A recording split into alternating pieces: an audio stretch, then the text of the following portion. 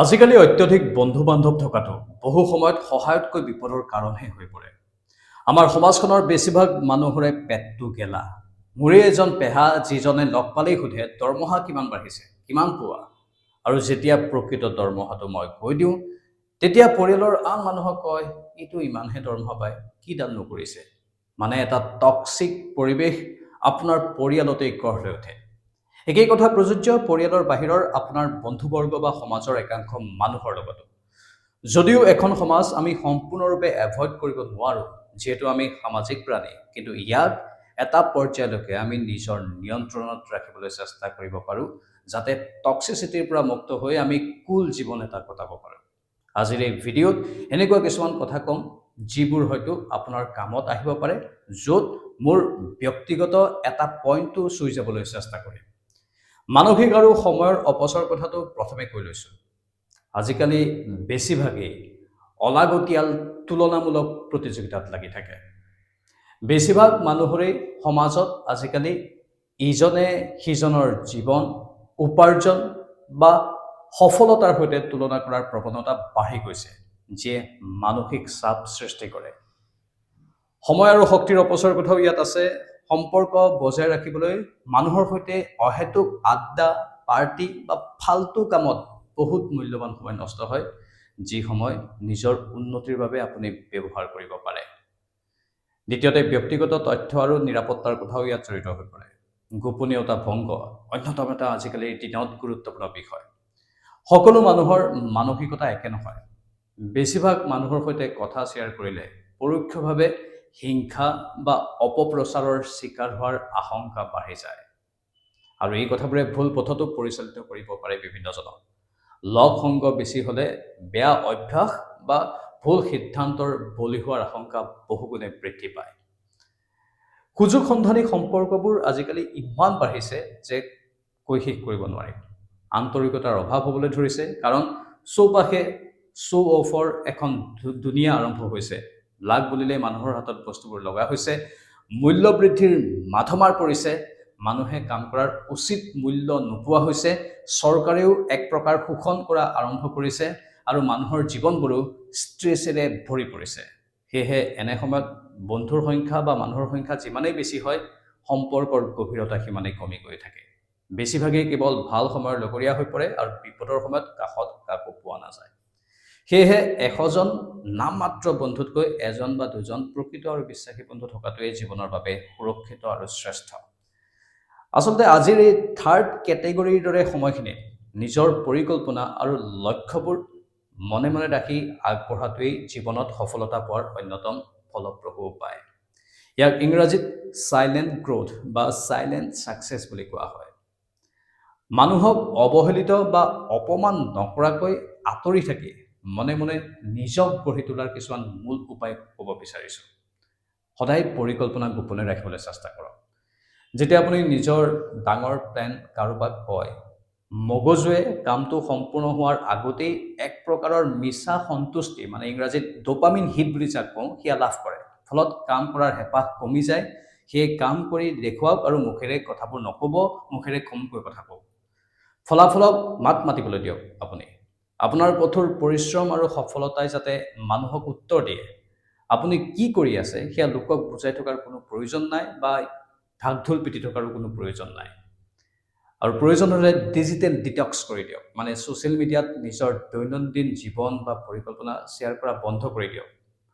সেইটো এটা বেলেগ কথা, যিসকলে ছ'চিয়েল মিডিয়া প্লেটফৰ্ম ইনকাম চ'ৰ্চৰ বাবে ব্যৱহাৰ কৰে, তেতিয়া তেওঁলোকৰ বাবে এইটো হ'ব অলপ ব্যতিক্ৰম। কিন্তু তাৰ বাহিৰে ছ'চিয়েল মিডিয়াত আপোনাৰ অনুপস্থিতিয়েই যেন আপোনাৰ আটাইতকৈ ডাঙৰ পৰিচয় হয়, সেইটোক গুৰুত্ব দিয়ক। আৰু অপ্ৰত্যক্ষভাৱে এভইড কৰাৰ উপায় উলিয়াওক একাংশ মানুহক। কোনোবাই যদি আড্ডা মাৰিবলৈ বা ফুৰিবলৈ মাতে, পোনপটীয়াকৈ বেয়া ব্যৱহাৰ নকৰি নিজৰ ব্যস্ততাৰ কথা কওক। যেনে, আজি মোৰ এটা জৰুৰী কাম আছে, আন এদিন সময় উলিয়াম, আজি নোৱাৰিম, বেয়া নাপাবা, এনেকুৱা ধৰণৰ। আৰু সময়ৰ অভাৱ দেখুৱাওক মানুহক।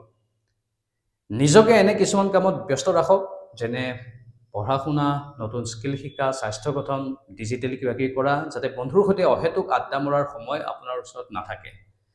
ইয়াৰ অৰ্থ এইটো নহয় যে আপুনি একেবাৰে বন্ধুক লগ নধৰিব। যি 2 বা 3জন বন্ধুৰ কথা মই আৰম্ভণিতে ক'লোঁ, এটা নিৰ্দিষ্ট সময়ৰ মূৰে মূৰে কেৱল তেওঁলোকৰ লগত সম্পৰ্ক বজাই ৰাখক আৰু যিসকলৰ প্ৰফেশ্যন এনেকুৱা ফিল্ডত য'ত মানুহৰ সৈতে সম্পৰ্ক ৰক্ষা কৰাটো অতি জৰুৰী তেওঁলোকে প্ৰফেশ্যনেলি তাক মেইনটেইন কৰিলে হ'ল লগতে এটা কথা এইখিনি কাম কৰিবলৈ যাওঁতে যদি বিপদত পৰা কোনো মানুহক দেখা পায় তেন্তে অলপ ব্যতিক্ৰম হ'ব আৰু বিপদত পৰা মানুহজনক সহায় কৰিবলৈ পাৰ্যমানে চেষ্টা কৰিব কাৰণ বিপদ কাৰ লগত কেতিয়া আহে কোনেও নাজানে মাত্ৰ বিপদতহে কাৰোবাৰ কামত আহক বাকী সময়ত বেছিভাগ মানুহকে এভইড কৰক সি আপোনাক ওলোটাই লাভহে কৰাব আনকি সীমা নিৰ্ধাৰণ কৰি দিয়ক মানুহৰ সৈতে সম্পৰ্ক সম্পূৰ্ণৰূপে শেষ কৰাৰ প্ৰয়োজন নাই কেৱল অলাগতিয়াল সময় নষ্ট কৰা আড্ডাবোৰৰ পৰা দূৰত থাকক যেতিয়া আপুনি নিজৰ লক্ষ্যত গুৰুত্ব দিব মানুহে নিজেই বুজি পাব যে আপুনি ব্যস্ত মানুহ আৰু আপোনাক বেছিহে সন্মান কৰা আৰম্ভ কৰিব মনে মনে নিজৰ শক্তিশালী কৰাৰ উপায় বহুকেইটা আছে নতুন দক্ষতা শিকক নিতৌ 1 বা 2 ঘণ্টা সময় নতুন কিবা এটা শিক্ষা বা নিজৰ পেছাদাৰী দক্ষতা বৃদ্ধি কৰাত খৰচ কৰাটো অতি জৰুৰী মই নিজৰ উদাহৰণ দিব বিচাৰিছোঁ যিটো মই কৈছোঁ নিজৰ কথাও কম মই নিজে কি কৰোঁ মই ইউটিউবৰ কণ্টেণ্ট বিচৰাত সময় খৰচ কৰোঁ যাতে এই কামটোত ব্যস্ত থাকি আমাৰ তথাকথিত সমাজখনৰ টক্সিচিটিৰ পৰা মুক্ত হৈ থাকিব পাৰোঁ আৰু মোক ই পূৰা ছেটিছফেকশ্যন দিয়ে যিটোক লৈ মই সন্তুষ্ট এইটো বাৰু মোৰ নিজৰ কথা আপুনি আপোনাৰ মতে পইণ্টটো বিচাৰি ল'ব পাৰে আৰু পৰৱৰ্তী সময়ত ইউটিউবৰ পৰা ইনকাম বা কেনেকুৱা কি হয় সেইখিনিও মই বুজাম আপোনালোকক শাৰীৰিক আৰু মানসিক স্বাস্থ্যৰ ওপৰত সবাতোকৈ গুৰুত্ব দিয়ক মেডিটেশ্যন কৰক ভাল কিতাপ পঢ়ক ইম্পৰ্টেণ্ট ডিজিটেল কণ্টেণ্ট গঠন কৰক বা ব্যায়াম কৰক এইবোৰ অভ্যাস গঢ়ি তোলক আনকি বাজেট আৰু আৰ্থিক নিয়ন্ত্ৰণৰ ওপৰত অধিক গুৰুত্ব দিয়ক নিজৰ উপাৰ্জন আৰু বিনিয়োগৰ বিষয়ে কাৰো লগত আলোচনা নকৰিব মনে মনে আৰ্থিকভাৱে সবল হৈ উঠিবলৈ চেষ্টা কৰক সকলো কাম মনে মনে কৰক বাজেটত চলিবলৈ চেষ্টা কৰক কম কথা কোৱা আৰু বেছি কাম কৰাই হৈছে মনে মনে উন্নতি কৰাৰ সৰ্বশ্ৰেষ্ঠ পথ ইয়াৰ পূৰ্বৰ বহুকেইটা ভিডিঅ'ত মই চাইলেণ্ট থকাৰ কথা কৈছিলোঁ মানুহ যিমান পাৰি সিমান মনে মনে থাকিব লাগে কথা কম ক'ব লাগে মই নিজেও কথা বেছি কৈ দিওঁ কিন্তু কথা যিমানেই কম ক'ব মানুহে আপোনাক বুজিবলৈ কষ্ট হ'ব আপোনাক যেতিয়া বুজিবলৈ কষ্ট হ'ব তেতিয়া আওপকীয়াকৈ মানুহে আপোনাক সন্মান কৰিবলৈ আৰম্ভ কৰিব আজিকালি সেই টিপটো বা টেকনিকটো বহুতে ব্যৱহাৰ কৰে বহু মানুহে মোক এনেকুৱাকৈ কমেণ্টতো আহিছিলে এজন মানুহৰ যে মই তেতিয়া এটা পোষ্ট দিছিলোঁ আজিৰ পৰা 2 বছৰমান আগতে যে মানুহে আজিকালি হাঁহিবলৈ কিয় পাহৰি গৈছে তেতিয়া কমেণ্টত লিখিছিলে এজন বন্ধুৱে দাদা মই যদি হাঁহি কাৰোবাক মাতো মোক মানুহে দুৰ্বল বুলি ভাবিব মই তেতিয়া হাঁহিছিলোঁ কি কথা কয় এজন মানুহে যদি আন এজন মানুহক হাঁহি নামাতে কেনেকুৱা হ'ব পৰিৱেশ কিন্তু আজিৰ এই 2026ৰ আগষ্ট মাহত মই অনুভৱ কৰিছোঁ সঁচাকৈ মই বেছি মানুহক হাঁহি মাতো সেয়েহে মানুহে মোক দুৰ্বল বুলি ভাবে মই মানুহৰ ভালটো বিচাৰি বিপৰীতে থকাজনক ভালদৰে সন্মান কৰি হাঁহি মাতো তাতেই কোনোবাই ভাবে এইটো কথা বেছি কয় এইটোতো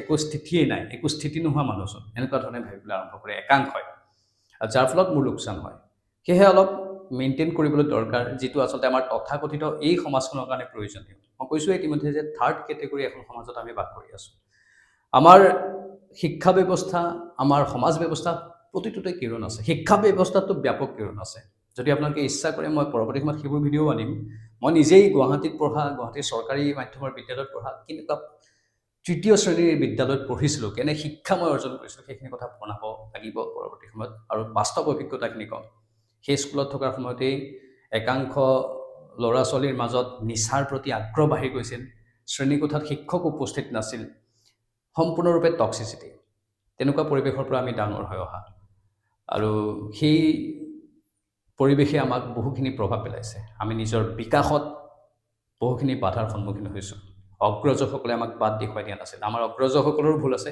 সেই গোটেইবোৰ পইণ্ট যদি প্ৰয়োজন হয় পৰৱৰ্তী ভিডিঅ'ত আনিম মাত্ৰ আপোনালোকে কমেণ্ট কৰক কিন্তু এই কথাখিনি মন কৰিব মনে মনে উন্নতি কৰিব লাগে মানুহক বেয়া ব্যৱহাৰ কৰিব নালাগে যদিও মই থাম্বনেইলত কথাটো কৈছোঁ কিন্তু মানুহক এভইড কৰিব লাগে একাংশ মানুহক এভইড কৰক এভইড কৰি 2-3 জনৰ সৈতে বা পৰিয়ালৰ যিসকল আপোন নিজৰ ফেমিলি মেম্বাৰ যিসকল অতি আপোন তেওঁলোকৰ সৈতে সম্পৰ্ক ৰাখক বাকী মানুহক এভইড কৰিবলৈ চেষ্টা কৰক এভইড কৰিলে আপোনাৰ দুটাই লাভহে হ'ব আৰু বিপদৰ পৰা মানুহক সহায় কৰক সেয়া লাগিলে যিয়ে নহওক ময়ো চেষ্টা কৰোঁ আৰু পাব্লিচিটি বেছি কৰি নপৰোঁ আজিকালি ইউটিউবত এটা ট্ৰেণ্ড আহি গৈছে যে বিপদৰ পৰা মানুহক সহায় কৰে আকৌ সেইটোকে পাব্লিচিটি কৰে সেইটোৱে আকৌ ব্ৰেণ্ড হৈ যায়গৈ সেইবোৰো এটা বেয়া কথা মনে মনে সহায় কৰিব লাগে আমি কওঁ নহয় সোঁহাতখনে গম পাব নালাগে বাওঁহাতখনে কি কৰি আছে তাৰ এষ্ট্ৰলজিকেল বেনিফিটো বহুত আছে সেয়েহে মানুহ সহায় কৰক, কিন্তু তাক ঢাক ঢোল বজাই নহয়, নীৰৱে সহায় কৰক। আৰু বাকী ভাইব্ৰেশ্যনে আপোনাৰ ক্ষেত্ৰত কাম কৰি থাকিব, কিন্তু বেয়া মানুহবোৰক এভইড কৰক। বেয়া মানুহ আজিকালি সমাজত বাঢ়িছে, যিহেতু মানুহৰ মাজত ষ্ট্ৰেছ বাঢ়িছে, শ্ব' অফ বাঢ়িছে, শোষণ বাঢ়িছে সমাজত, বেয়া মানুহৰ সংখ্যাও বাঢ়িছে। সেয়েহে বেয়া মানুহৰ সৈতে টিকি থাকিবলৈ আপুনিও নিজে বেয়া হ'ব নালাগে, কিন্তু মানুহক এভইড কৰিব লাগিব। আপোনালোকৰ মতামতবোৰ কমেণ্ট বক্সত কমেণ্ট কৰি জনাব। পৰৱৰ্তী সময়ত আৰু অধিক ভিডিঅ' আনিবলৈ চেষ্টা কৰিম। চাই থাকক আমাৰ এই অনুষ্ঠানবোৰ।